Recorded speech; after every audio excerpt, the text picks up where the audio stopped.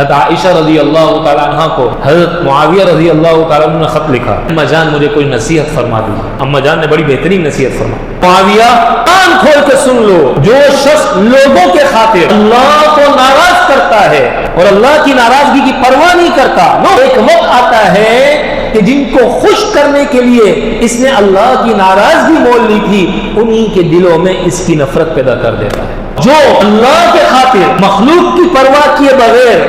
صحیح قدم اٹھاتا ہے، صحیح کام کرتا ہے اور اللہ کو راضی کرنے کی کوشش کرتا ہے، تو مخلوق جو اس سے ناراض ہو جاتی ہے، ایک وقت آتا ہے اللہ اسی مخلوق کے دل میں اس کی محبت پیدا کر دیتا ہے، کیونکہ قلوب تو اللہ کے ہاتھ میں۔ اس لیے معاویہ